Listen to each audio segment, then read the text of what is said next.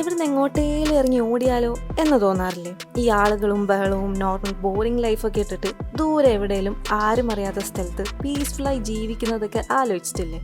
അതൊക്കെ ആയിരിക്കും നമ്മുടെ റിച്ചർഡും ആഗ്രഹിച്ചത്. അപ്പോൾ അവന്റെ ലൈഫിൽ എന്താണ് സംഭവിച്ചതെന്ന് നമുക്ക് നോക്കാം. ദ ബീച്ച് എന്ന പടത്തെ പറ്റിയാണ് ഞാൻ ഇന്ന് സംസാരിക്കുന്നത്. ഞാൻ പറഞ്ഞതുപോലെ നിങ്ങളും വിചാരിച്ചിട്ടുണ്ടെങ്കിൽ നിങ്ങൾ എന്തായാലും ഈ വീഡിയോ ഫുൾ ഇരുന്ന് കാണണം. അപ്പോൾ ഡിക്കാപ്രിയോ അവതരിപ്പിച്ച റിച്ചർഡ് എന്ന പയ്യന്റെ കഥയാണിത്. അവനിപ്പോ ബാങ്കോക്കിൽ കാലുകുത്തിയതേ ഉള്ളൂ. നോർമലി എല്ലാ ട്രാവലേഴ്സും ചെയ്യുന്ന പോലെ സ്വയം അഡ്വഞ്ചറസ് ആണ് എന്നൊക്കെ പറഞ്ഞ് പ്രിറ്റൻഡ് ചെയ്യാൻ അവൻ ആഗ്രഹിക്കുന്നില്ല. അവൻ ശരിക്കും എന്തെങ്കിലും കൂടുതൽ എക്സൈറ്റിംഗ് ആയിട്ടുള്ള കാര്യങ്ങൾ അല്ലെങ്കിൽ എന്തെങ്കിലും ഡിഫറെന്റ് ആയി എക്സ്പീരിയൻസ് ചെയ്യണം എന്നൊക്കെയാണ്. വെറുതെ ഓരോ സ്ഥലങ്ങളിൽ പോയി അവിടുത്തെ കാഴ്ചകളും കണ്ട് മടങ്ങാൻ അവൻ എന്തായാലും ഉദ്ദേശിക്കുന്നില്ല. സോ അവനിപ്പോ ഒരു സ്ട്രീറ്റിലൂടെ ഇങ്ങനെ നടക്കുകയാണ്. ഒരാൾ വന്നിട്ട് എന്ത് വേണം, റൂം വേണോ, ഗേൾസ് വേണോ എന്നൊക്കെ ചോദിക്കുന്നു. പിന്നെ ലാസ്റ്റ് അയാൾ പാമ്പിന്റെ ചോര കുടിക്കുന്നോ എന്ന് ചോദിക്കുന്നു. അവൻ അത് സ്ട്രൈക്ക് ആവുന്നുണ്ട്. അവൻ വേണ്ട എന്നാണ് പറയുന്നത്. അപ്പോൾ അയാൾ അവനെ ടിപ്പിക്കൽ അമേരിക്കൻ ടൂറിസ്റ്റ് എന്നൊക്കെ പറഞ്ഞ് കളിയാക്കുന്നു. അവൻ അതും പോയി ചെയ്യുന്നു. അപ്പോ എന്ത് ചെയ്യാനും റിച്ചർഡ് റെഡിയാണെന്ന് നമുക്ക് ഇതിലൂടെ മനസ്സിലാക്കാം. അവനൊരു സാധാ ഹോട്ടലിലാണ് പോയി റൂം എടുക്കുന്നത്. അവന്റെ നെയ്ബേഴ്സ് ആയിട്ടുള്ളതൊരു ഫ്രഞ്ച് കപ്പിളാണ്, ഇറ്റിയാനും ഫ്രാൻസ്വാസും. പിന്നെ ഇപ്പുറത്തുള്ള റൂമിലുള്ളത് ഡാഫി എന്നൊരു വട്ടനാണ്. അവൻ ബാക്കിയുള്ളവരെ ഡിസ്റ്റർബ് ചെയ്യുന്ന തരത്തിൽ എന്തൊക്കെയോ വിളിച്ചു പോവും. അവനുമായി റിച്ചർഡ് കമ്പനി ആവുന്നുണ്ട്. സംസാരത്തിനിടെ അവനൊരു ബീച്ചിനെ പറ്റി പറയുന്നുണ്ട്. വളരെ ബ്യൂട്ടിഫുൾ ആയിട്ടുള്ളൊരു പെർഫെക്റ്റ് ഐലൻഡിലാണ് അതുള്ളത്. അവിടെ ആർക്കും എത്തിപ്പെടാൻ പറ്റില്ല. അത് അലൗഡ് അല്ലാത്തൊരു ഏരിയയിലാണ്. അവർ കുറച്ചു പേരാണ് അത് കണ്ടെത്തിയത് എന്നൊക്കെ പറയുന്നു. റിച്ചർഡ് അങ്ങനെ വിശ്വസിച്ചിട്ടില്ല. പക്ഷെ അവനൊരു ക്യൂരിയോസിറ്റി വരുന്നുണ്ട്. നെക്സ്റ്റ് ഡേ അവന്റെ ഡോറിന്റെ മേലെ ഒരു ലെറ്റർ പിൻ ചെയ്ത് വെച്ചിട്ടുണ്ട്. നോക്കിയപ്പോൾ അത് ഡാഫി പറഞ്ഞ ഐലൻഡിലേക്ക് എത്താനുള്ള മാപ്പാണ്. റിച്ചർഡ് വളരെ എക്സൈറ്റഡ് ആവുന്നു. അവൻ ഡാഫിയെ കാണാൻ അവന്റെ റൂമിലേക്ക് പോകുന്നു. ഡോർ തുറന്നപ്പോൾ മൊത്തം ചോര തെറിച്ച് കിടക്കുകയാണ്. ഡാഫി സൂയിസൈഡ് ചെയ്തു.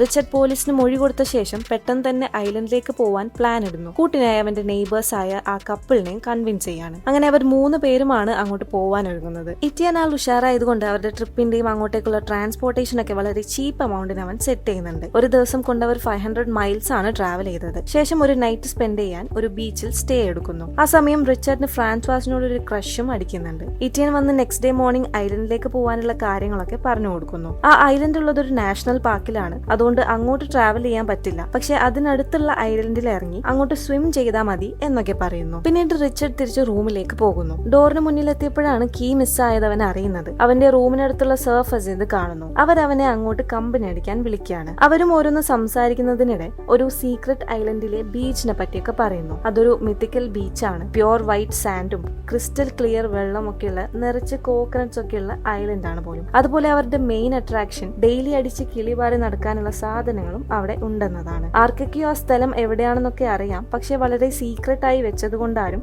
പുറത്ത് വിടാറില്ല എന്നൊക്കെ അവന്മാര് പറഞ്ഞു. അവരത് മിത്താണെന്ന് തന്നെയാണ് വിശ്വസിക്കുന്നത്. നെക്സ്റ്റ് ഡേ മോർണിംഗ് അവർ ഇറങ്ങാൻ നേരത്ത് റിച്ചർഡിന് എന്താണെന്ന് അറിയില്ല ആ മാപ്പിന്റെ കോപ്പി ഉണ്ടാക്കാൻ തോന്നുന്നു.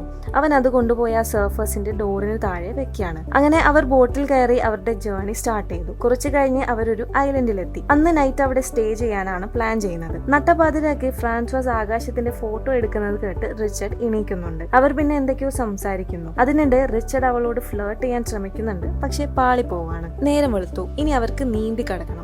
നീന്തി പോവാൻ എത്ര കിലോമീറ്റേഴ്സ് ഉണ്ടാവും എന്നൊക്കെ അവർ ഡിസ്കസ് ചെയ്യുന്നു. കൂടുതൽ ദൂരമുണ്ടെങ്കിൽ മുങ്ങി പോവാൻ ചാൻസ് ഉണ്ട്. പക്ഷെ ട്രൈ ചെയ്തില്ലെങ്കിൽ അവർ ഒരിക്കലും അറിയാൻ പോണില്ല എന്ന് പറഞ്ഞ് റിച്ചർഡ് വെള്ളത്തിലേക്ക് എടുത്ത് ചാടുന്നു. പിന്നാലെ അവരും ചാടുന്നു. കുറച്ചു ദൂരം പോയപ്പോ ഇറ്റിയാൻ ഒരു ഷാക്കിന്റെ ഫിന്ന് കണ്ടെന്ന് പറഞ്ഞ് ബഹളം വെക്കുന്നു. അവരെല്ലാവരും പേടിക്കുന്നു. പിന്നെ ഫ്രാൻസ്വാസ് പെട്ടെന്ന് മുങ്ങി പോവാണ്. ആകെ മൊത്തം സീൻ. റിച്ചർഡ് വല്ലാതെ പേടിച്ചിട്ടുണ്ട്. ആക്ച്വലി ഇറ്റിയാനും ഫ്രാൻസ്വാസും അവനെ പേടിപ്പിക്കാൻ ചെയ്തതായിരുന്നു. അങ്ങനെ അവർ നീന്തി ഐലൻഡിലെത്തുന്നു. കുറെ കാട്ടിലൂടെയൊക്കെ നടന്ന് അവരൊരു കഞ്ചാവ് തോട്ടത്തിന്റെ മുന്നിലെത്തുന്നു. അവർ നല്ല എക്സൈറ്റഡ് ആവാണ്. അവർ തോട്ടത്തിലൂടെ നടക്കുമ്പോൾ റിച്ചർഡ് ഒരു കുരങ്ങനെ കാണുന്നു. അതിനെ കളിപ്പിക്കാനായി അടുത്തേക്ക് പോയപ്പോഴാണ് തൊട്ട് താഴെ AK-47 ഒരാൾ കിടന്നുറങ്ങുന്നു. അവൻ മെല്ലെ പതുങ്ങിപ്പോയി ബാക്കി 2 പേരെയും കൂട്ടി ഒളിച്ചിരിക്കുന്നു. ആ കുരങ്ങൻ അയാളെ എണീപ്പിക്കുന്നുണ്ട്. വേറെയും 2-3 പേരുണ്ട് അവിടെ. ഇതൊക്കെ അവിടുത്തെ ഫാമേഴ്സ് ആണ്. എല്ലാവരും അലർട്ടായി എന്താണെന്ന് നോക്കുന്നു. ഇതിനിടെ ആ കുരങ്ങൻ അവരെ കാണുന്നുണ്ട്. പക്ഷെ റിച്ചർഡ് അതിന്റെ മേലേക്ക് വെള്ളം തെറിപ്പിച്ച് അതിനെ പേടിപ്പിച്ചു വിടുന്നു. അങ്ങനെ അവർ എങ്ങനെയൊക്കെയോ അവരുടെ അടുത്തുനിന്ന് രക്ഷപ്പെടുന്നു. വീണ്ടും കാട്ടിലൂടെ കുറെ പോകുന്നു. ഫ്രാൻസ്വാസിനും ഇറ്റിയാനും തിരിച്ചു പോയാലോ എന്നൊരു തോന്നൽ വരുന്നുണ്ട്. റിച്ചർഡ് മോട്ടിവേഷൻ കൊടുത്ത് അവരെ പുഷ് ചെയ്ത് കൊണ്ടുപോകുന്നു. അങ്ങനെ നടന്ന് അവർ ചെന്നെത്തിയത് ഒരു വെള്ളച്ചാട്ടത്തിന്റെ മേലെ. അവർ ട്രാപ്പായി. ഇനി എന്ത് ചെയ്യണമെന്ന് അവർക്കറിയില്ല. എങ്ങനെ താഴേക്ക് ഇറങ്ങും? ഫ്രാൻസ്വാസ് പറയുന്നു ചാടാമെന്ന്. അവരത് ശ്രദ്ധിക്കുന്നില്ല.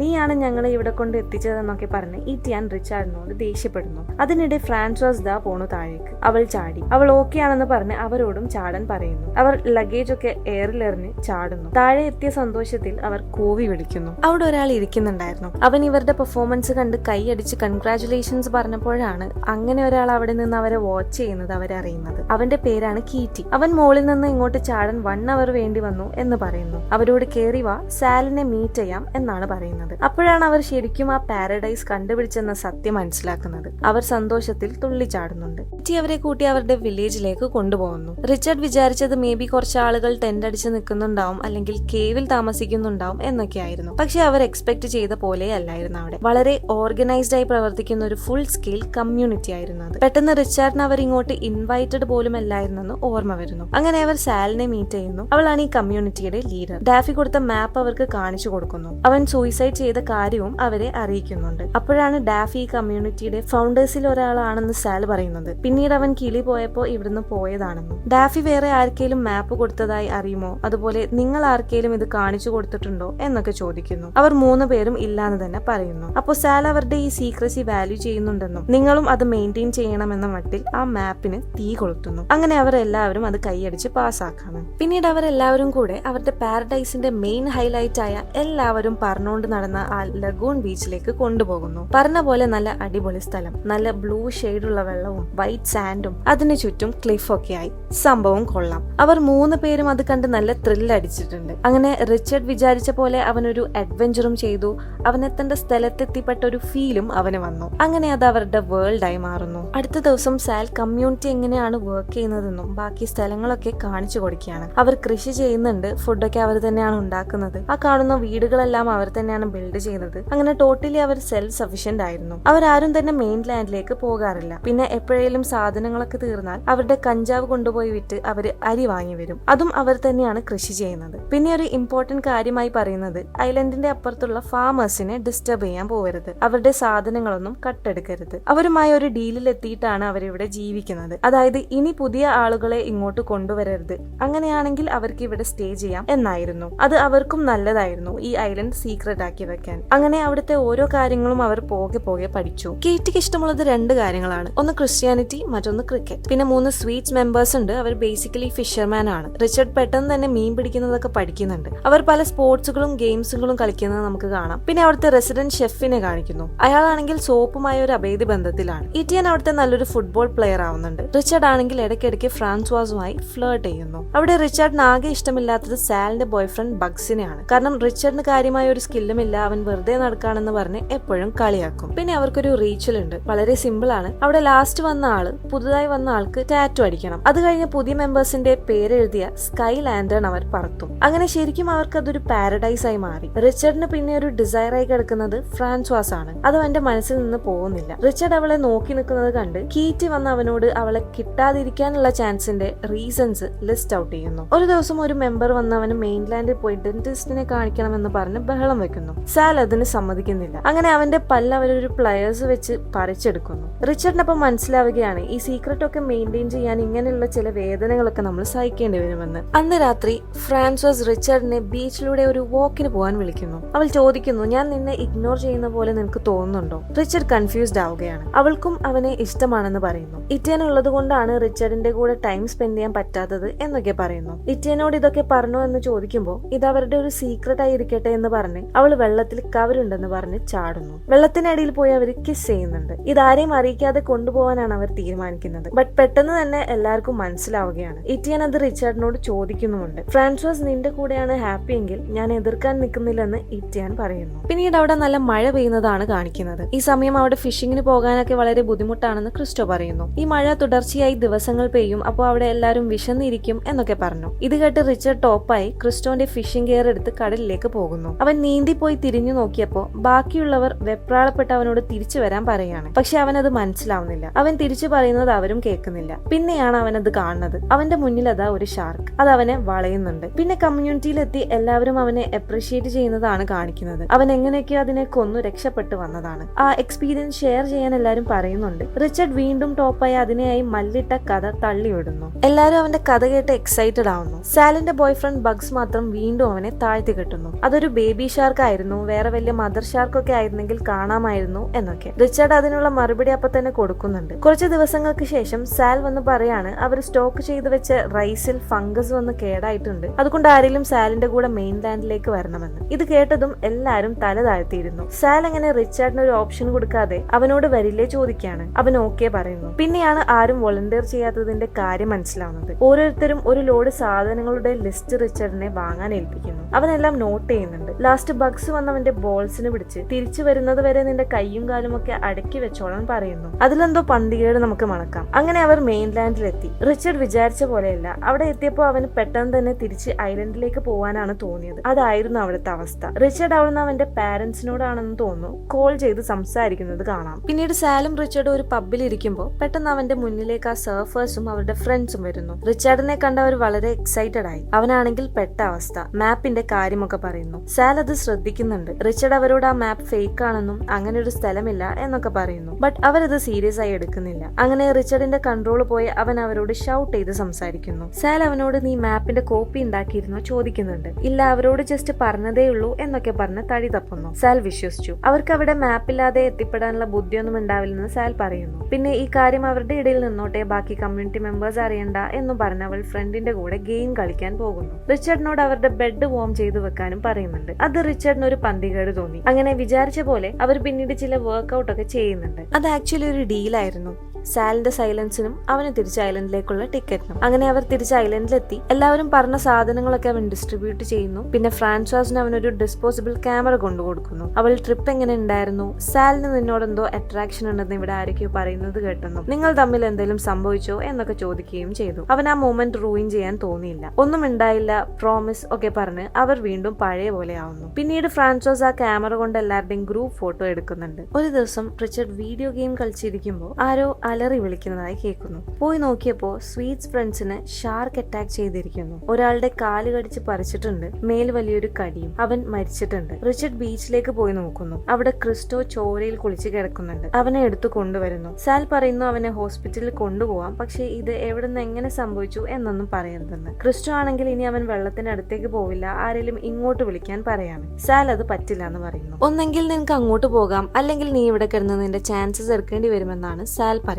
മരിച്ച ഫ്രണ്ടിന് അവർ പ്രോപ്പർ ഫ്യൂണറൽ കൊടുക്കുന്നു. എല്ലാവരും ബാക്ക് ടു നോർമൽ ആവാൻ ശ്രമിക്കുകയാണ്. പക്ഷേ ക്രിസ്റ്റോ അവിടെ കിടന്ന് വേദന കൊണ്ട് കരയുമ്പോൾ അവർക്ക് അതിന് പറ്റുന്നില്ല. അവരുടെ പാരഡൈസ് ഇപ്പോൾ ഇന്ററപ്റ്റഡ് ആണ്. ക്രിസ്റ്റോ പിന്നീട് അവർക്കൊരു പ്രശ്നമായി മാറുന്നു. അവരുടെ സന്തോഷം ഇല്ലാതാവുന്നു എന്ന് പറഞ്ഞ് അവനെ കാട്ടിൽ ഒരു ടെന്റ് സെറ്റാക്കി അവിടെ കൊണ്ടിടുന്നു. ഇറ്റിയാൻ മാത്രം നിങ്ങൾ എന്താണ് ചെയ്യുന്നത്, നിങ്ങളൊക്കെ മൃഗങ്ങളാണെന്ന് പറഞ്ഞ് അതിനെ എതിർക്കുന്നു. പിന്നീട് പെട്ടെന്ന് തന്നെ കമ്മ്യൂണിറ്റി നോർമൽ ലൈഫിലേക്ക് എത്തുന്നുണ്ട്. കളിയും ചിരിയുമായി അവരുടെ പാരഡൈസിൽ അവർ എൻജോയ് ചെയ്യുന്നു. ഒരു ദിവസം സാൽ റിച്ചാർഡിനെ കൂട്ടിക്കൊണ്ടുപോയി സർഫർ ടീം അപ്പുറത്തുള്ള ഐലൻഡിൽ ഒരു മാപ്പ് പിടിച്ചു നിൽക്കുന്നത് കാണിച്ചു കൊടുക്കുന്നു. സാൽ ടെൻഷൻ ആവുന്നു. ഫാമേഴ്സ് പറഞ്ഞതൊക്കെ ഓർമ്മിപ്പിക്കുന്നു. റിച്ചാർഡിനോട് അവർ വരുന്നത് വരെ അവിടെ തന്നെ ഇരുന്ന് വാച്ച് ചെയ്യാനും അവരെടുത്ത് നിന്ന് ആ മാപ്പ് വാങ്ങി അവരെ തിരിച്ചയക്കാനും പറയുന്നു. അപ്പോ റിച്ചാർഡ് പറയുന്നുണ്ട് അവർ ചിലപ്പോ ആഴ്ചകൾ എടുക്കും ഇങ്ങോട്ട് എത്താൻ, അതുവരെ ഞാൻ എങ്ങനെ ഇവിടെ നിൽക്കുമെന്ന്. സാൽ അതൊന്നും കാര്യമാക്കുന്നില്ല. നീ ആയിട്ട് കൊണ്ടുവന്ന വള്ളി നീ തന്നെ തീർത്തിട്ട് വന്നാ മതി എന്ന് പറഞ്ഞു പോകുന്നു. കുറച്ചു കഴിഞ്ഞ് ഫ്രാൻസോസ് അവിടെ വന്ന് അവന്റെ മോന്തക്കിട്ടൊന്ന് കൊടുക്കുന്നുണ്ട്. സാലുമായി നടന്നതൊക്കെ അവൾ അറിഞ്ഞു. സാൽ എല്ലാരോടും പറഞ്ഞിട്ടുണ്ടായിരുന്നു. അങ്ങനെ അതിനൊരു തീരുമാനമായി. ഇതൊക്കെ സംഭവിക്കുമെന്ന് അവന് അറിയാമായിരുന്നു. എന്നാലും ഉള്ളിലൊരു സങ്കടം വന്നു. അങ്ങനെ ദിവസങ്ങൾ കടന്നുപോയി. റിച്ചാർഡ് പിന്നീട് അവനെ തന്നെ എന്റർടൈൻ ചെയ്യാൻ പുതിയ കാര്യങ്ങൾ കണ്ടുപിടിച്ചു. അവൻ ആ ഫാമേഴ്സിനെ ഒളിച്ചു നിന്ന് ഒബ്സർവ് ചെയ്യുകയും അവർ ഡെയിലി എന്തൊക്കെയാണ് ചെയ്യുന്നതൊക്കെ നോക്കി നിൽക്കലുമായി. ഇവിടെ അവന് ഇഷ്ടമുള്ളത് ചെയ്യാം. ഒരു ഡ്യൂട്ടിയും ഇല്ല,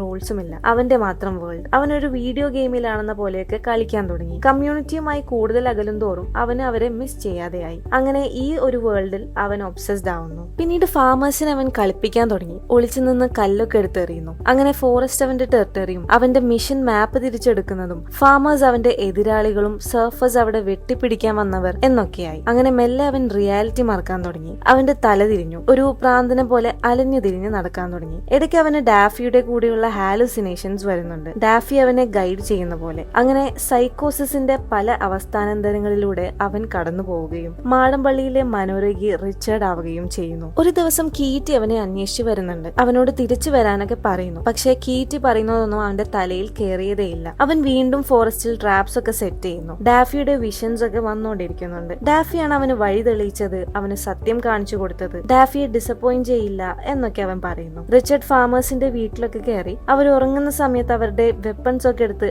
അതിര് വിട്ട് കളിക്കാൻ തുടങ്ങി. അവിടുന്ന് ഒരാളുടെ ഹെഡ് ബാൻഡും എടുത്തുകൊണ്ട് പോകുന്നുണ്ട്. അങ്ങനെ ആ ദിവസം ഇങ്ങെത്തി. സർഫർ ടീം ഐലൻഡിലെത്തിയിരിക്കുന്നു. റിച്ചാർഡ് അവരുടെ നീക്കങ്ങൾ വാച്ച് ചെയ്തുകൊണ്ടിരിക്കുകയാണ്. അവർ കഞ്ചാവ് തോട്ടത്തിലെത്തി. അവർക്കത് കണ്ട് എന്തോ ഡ്രീം വേൾഡിൽ എത്തിയ പോലുള്ള സന്തോഷം. ഇത് കണ്ട് ഫാമേഴ്സ് അവിടെ എത്തുന്നു. അവരിത് കണ്ട് പേടിക്കുകയും തിരിച്ചു പോയിക്കോളാം, തെറ്റ് പറ്റിയതാണ് എന്നൊക്കെ പറഞ്ഞ് പൈസയൊക്കെ ഓഫർ ചെയ്യുന്നു. ഒരാൾ ഫാമറിന്റെ അടുത്തേക്ക് നീങ്ങിയപ്പോ അവർ പെട്ടെന്ന് അവനെ ഷൂട്ട് ചെയ്തു. ഇത് കണ്ട് ബാക്കിയുള്ളവർ 4 ഭാഗത്തേക്ക് തെറിച്ചോടി. അവർ ഓരോരുത്തരെയും വെടിവെച്ച് കൊല്ലുന്നു. ഒരു പെണ്ണ് മാത്രം ബാക്കി. അവൾ നേരെ ചെന്ന് കയറിയത് റിച്ചാർഡിന്റെ മുന്നിലേക്ക്. അവൻ അവളെ പേടിപ്പിച്ചപ്പോ അവൾ ഫ്രീസ് ആയി നിന്നുപോയി. അവൾക്കും വെടിയേറ്റു. അങ്ങനെ വന്നവരെല്ലാം മരിച്ചു. ആ ഒരു മരണം മുന്നിൽ കണ്ടതുകൊണ്ടാവാം റിച്ചാർഡ് തിരിച്ച് റിയാലിറ്റിയിലേക്ക് എത്തിയ പോലെയുണ്ട്. അവൻ പേടിച്ചോടുന്നു. ഒരാൾ അവന്റെ പിന്നാലെ ഓടുന്നുണ്ട്. പക്ഷെ അവൻ സെറ്റ് ചെയ്ത ട്രാപ്പിൽ അയാൾ വീണു. റിച്ചാർഡ് ഓടി വെള്ളച്ചാട്ടത്തിന്റെ മുകളിലെത്തി. നേരെ എടുത്ത് ചാടുന്നു. തിരിച്ചവന്റെ വില്ലേജിൽ പോയി ഒളിച്ചു നിന്ന് നോക്കുമ്പോൾ അവിടെ ഒരു പാർട്ടി നടക്കുന്നു. അവരുടെ കമ്മ്യൂണിറ്റി 6 ഇയേഴ്സ് ആയതിന്റെ സെലിബ്രേഷൻസ് ആയിരുന്നു. അവനിപ്പോ ഓരോ റിയലൈസേഷൻസ് വരാണ്.